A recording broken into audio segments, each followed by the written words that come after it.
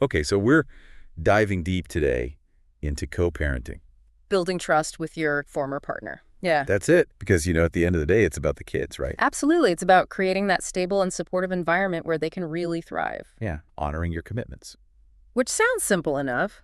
It does. But why is that so important for building trust, especially in a co-parenting relationship? It's all about showing your co-parent that you're reliable. Right. Like when your actions consistently match your words, it sends a powerful message. Like you can count on me.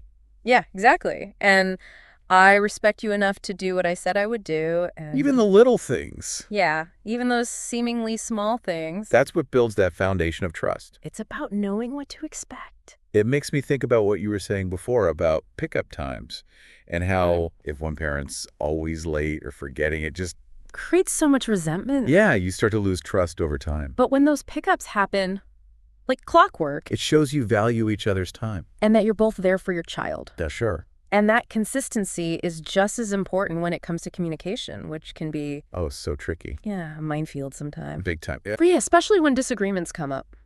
right, because they always do. Yeah, they do. It's inevitable, but it's about shifting your focus instead of, Like it's a battle. instead of seeing it as a battle that needs to be won, Yeah. it's about putting your child's needs first and foremost. Okay, so that means, Communicating clearly and directly. but in a respectful way. Exactly, even when you're feeling frustrated. So no more shouting matches at the school gates. Preferably not. But really keeping that positive tone can make all the difference. It really can, and it might sound cheesy, but it's also about making sure both parents feel heard.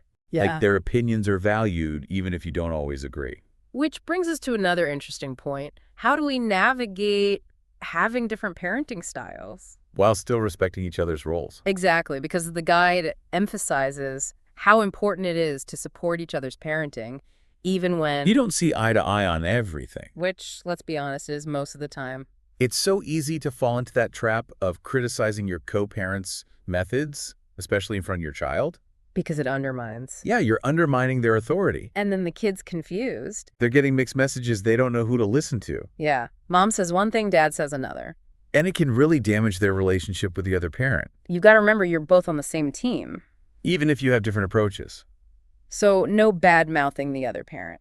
no matter how tempting. Got it. But what about just the everyday stuff, keeping each other in the loop? Oh, that's crucial too. Like letting each other know about, school events, doctor's appointments, new hobbies, anything important in your child's life. So you're both on the same page. Exactly. It builds trust because you're being transparent. It shows you're both invested, even if you're not physically together all the time. And we all know that life can be unpredictable. Oh, tell me about it. So that's where flexibility comes in. Being understanding. Yeah, you mentioned before how hard it can be with work schedules. And Juggling everything. Exactly. But sometimes you just have to adjust and be there for each other and for the kids. Even if it throws a wrench in your own plans. Because a little flexibility can go a long way. It really can. It shows a level of respect that can diffuse a lot of potentially stressful situations. Absolutely. And, the guide wraps up talking about something I think is really important.